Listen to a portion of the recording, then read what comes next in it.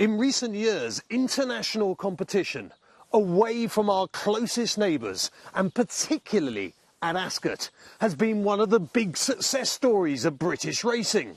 They've come from Australia. Choisier on the near side for Australia. Choisier's won again. Choisier and Johnny Mercer won the Golden Jubilee. Miss Andretti, the Queen of Australian sprinting, wins the King's Stand in tremendous style. Black Caviar needs the line. He's easing up on her, and he's just scraped in. They've come from Hong Kong. Driven out towards the line. It's Little Bridge for Zach Purdy. It's going to win for Danny Shop, the King's Stand for Hong Kong. They've come from Spain. Hit the line, Equiano, a famous winner for Spain in the King's Stand. They've come from Germany. Nathaniel, all courage, all heart, daydream lunges, and what are they? And to a certain extent, they've come already from America. It's jealous again, another for Wesley Ward and John Velasquez. A tremendous performance in the Queen Mary. Strike the Tiger, Di Stefano's flying. Strike the Tiger just. But if this boy, a Kentucky Derby winner, manages to score at the Berkshire track, international competition will have reached a whole new level. Animal Kingdom leads. Animal Kingdom 3 lengths in front of Red Godot, and Animal Kingdom wins the Dubai World Cup. Graham, just feet away from a Kentucky Derby winner, Animal Kingdom. There'll be many of us who felt we would never see a Kentucky Derby winner in the UK. Yeah, I mean, it certainly is an unusual situation, and it's a huge challenge that we're taking on, quite frankly, but it's very exciting. I believe it's nearly 100 years since the last Kentucky Derby winner came here, and certainly not one trained by an Englishman. Yeah, I'm actually surprised a Kentucky Derby winner came over 100 years ago, but no, I mean, look, for me, it's something I've always wanted to do, to come back here and take a shot in one of your prestigious races, and I couldn't imagine having a better horse to do it with than Animal Kingdom. Tell us about him as a character. What's he like?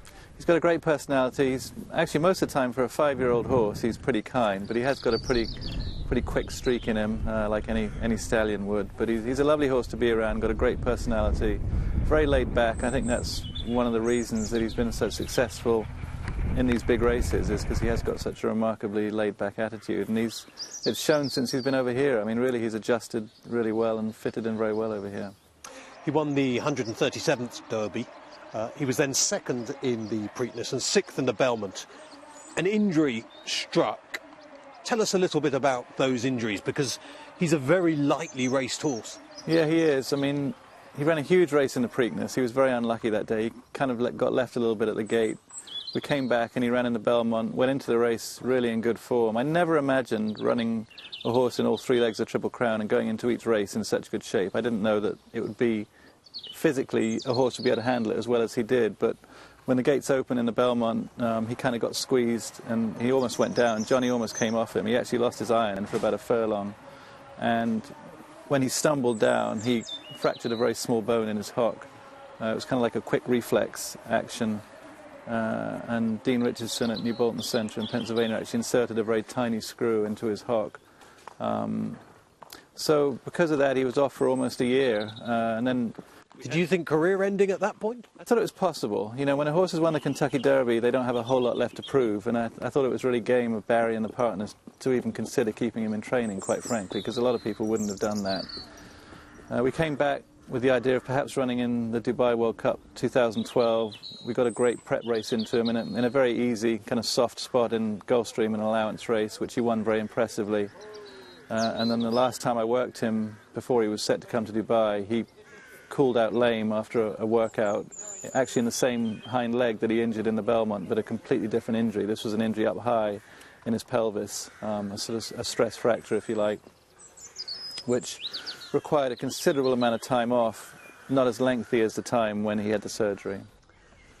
He's an extraordinary horse because of the surfaces that he's tried. He had his prep for the Kentucky Derby on an artificial, then he went on dirt. He's bred to be a turf horse, Leroy Danimel, Brazilian-bred Delicia, German-bred by a Catanango, who we'll remember, of course, running in the Prix de l'Arc de Triomphe once upon a time. Extraordinary to be able to act on all those different kinds of surfaces. Yeah, it really is. I mean, when he won on the synthetic in the Spiral, Barry and I came up with the idea of taking him to Churchill, see how he handled the dirt in a workout before the Derby, and if he would work well, we'd run him. If he didn't, we weren't going to run him. So as it was, he worked very well, and the rest is history, as they say. But he was the first horse ever to win the Derby in his first start on the dirt. So he is an extraordinary animal in that respect, and I think ultimately the grass is probably his preferred surface. So when you work him, does he feel to his work riders and his jockeys like he is a grass horse, and it was purely his ability that allowed him to win on the other kinds of surfaces? I think so. I mean, because of his injuries, I've always tended to keep him on the turf or the synthetic. I think it's a kinder surface for him. You know, if we had the occasion to have taken him back on the dirt, I wouldn't have been afraid to, but for the reason of his injuries, I've tended to keep him on the grass. But he is a very impressive workhorse on the grass. What about distances as well? As far as I'm aware, the Queen Anne at Royal Ascot is the target. That will be the straight mile. An extraordinary aim for an American horse to do. Is that his best distance, do you think? And have you gauged that from the run in the Breeders' Cup, mile behind Wise Dan?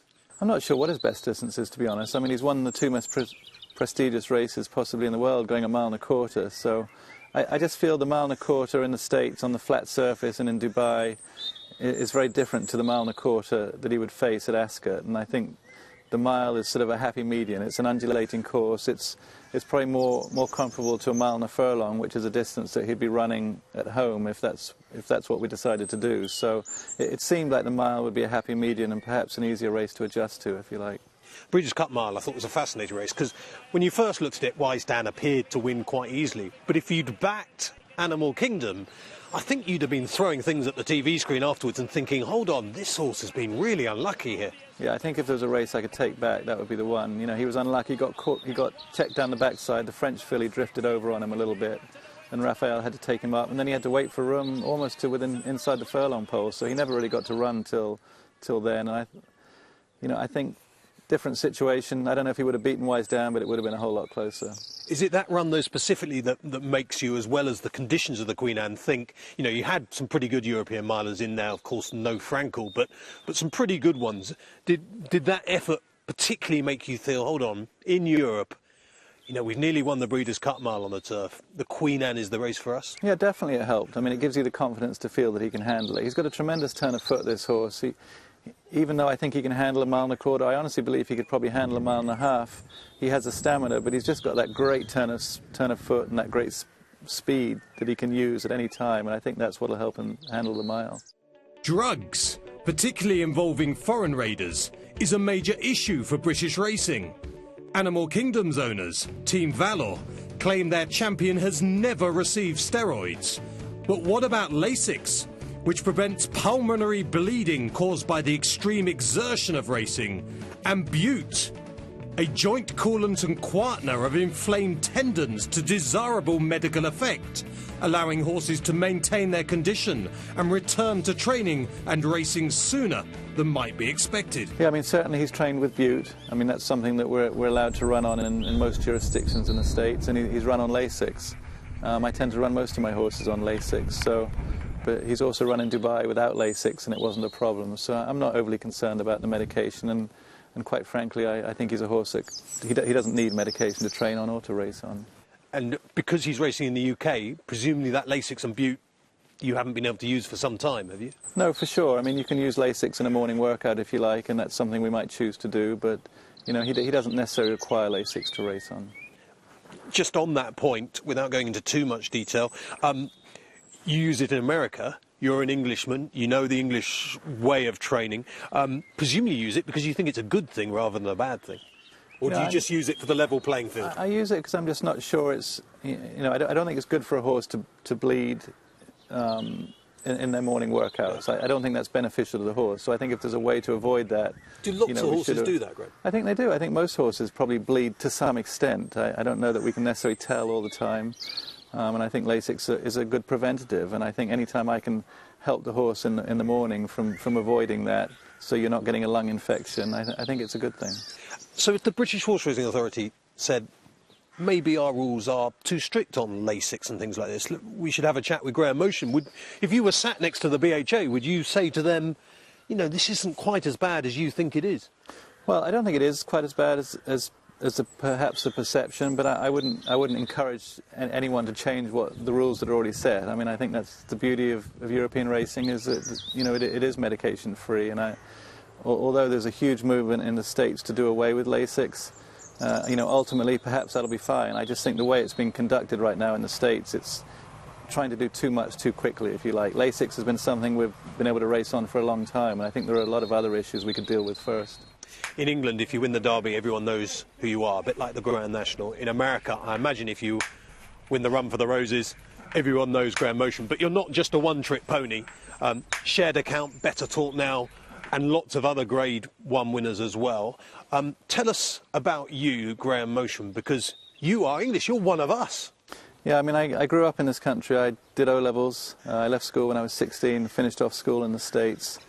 And after I was in school, I went to work for Jonathan Shepherd, another Englishman. I worked for him for 5 years, mostly with steeplechasers. I actually bought Flatterer over here for the Champion Hurdle. He was second to see you then. Yeah, so amazing, Flatterer. He won a leg of the Sport of Kings, didn't he? He did. Well, yeah, he did. He was a really good horse, and that was one of my greatest experiences. And that was one of the reasons I always wanted to come back here with a top horse, because of that experience. It was amazing. And then I actually spent 3 or 4 years with Bernie Bond, and that's when I started training after I was with him. And Bernie Bond was the complete opposite of Jonathan, who tended to have distance horses, steeplechasers. Bernie just had 2-year-olds, and it was great for me to see both sides of the training, I guess. And where you chose to train presumably comes a little bit again from the National Hunt background that you've just said, because Fairhill, Maryland is very much a place that I think of as American jumps racing, although obviously it's a much lesser degree than in the UK. Yeah, I think there's been a big shift in the States from training on the racetrack to being able to train in training centres. I think Michael Dickinson's responsible for a lot of that. He was one of the guys that was first at Fairhill. Nobody ever imagined you could train a Kentucky Derby winner in a training centre in the States, whereas now, in the last few years, we've had several. We've had Barbaro, we've had Animal Kingdom, and Michael won the Belmont last year, Michael Matz, again from Fairhill. So I think there's been a big shift in the States from racetrack training to training centres, and it's almost becoming fashionable now, but it is much more European style. If I was a very, very rich owner, which rest assured, Graham, I'm not, but if I was, and I came to you and said, Graham, I'd like to have a horse with you, what kind of trainer are you? How would you answer that question? I mean, I certainly have more of a reputation for training turf horses. It's probably not a coincidence. It's probably something I inherited from working with Jonathan. Jonathan's very much known as a turf trainer. I think it suits my style of training perhaps more, but I have won a Kentucky Derby, so... They can't take that away. Can't take that away. And Johnny Velasquez will ride? Johnny will ride. You know, it's almost coming full circle. He won the Derby on him. Of course, he wasn't meant to ride in the Derby, was he? He was meant to be on Uncle Mo. He wasn't. This horse, to be honest, for as good a horse he is, it's extraordinary how many times we've had to change riders.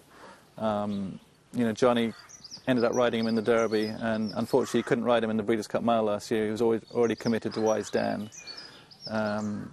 He wasn't able to go to Dubai because of other commitments, and now we're coming back to him.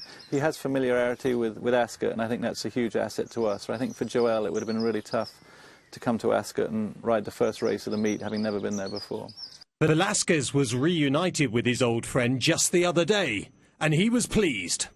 He actually very well. He handled the track better than I thought. Actually, he doing very handily in hand. So very, very nice. He's done everything. He's done in the dirt, in the World Cup, you know, and going to grass. He's done everything. So he's definitely an incredible horse. They don't come that often like that. The horses, you know, they run 3 different surfaces and do as good as he's done it. They don't come that often. And with Royal Ascot just around the corner, if we just have a look at him there, He looks pretty relaxed. Well, he's just, I mean, you know, I don't think he knows where he is probably, but well, I'm sure he doesn't, but he looks a very content horse. He is. He knows he's not in Dubai anyway. I mean, he's a horse, I think that's part of the reason why he's been so successful, because he's got this remarkable disposition. He's adjusted to being here so well. I mean, this is an amazing facility, as you can see, and it's just been great for him to get settled in here and get adjusted. And final question with him. I'm led to believe he retires after Royal Ascot, but he is in the Coral Eclipse. Does he definitely retire whatever happens at Royal Ascot, or is that door just slightly ajar? I'd like to think there's a small window for him to race again, but I think ultimately he's due to go to Australia for the breeding season, so I would imagine this will be his next start, but I try not to think about that.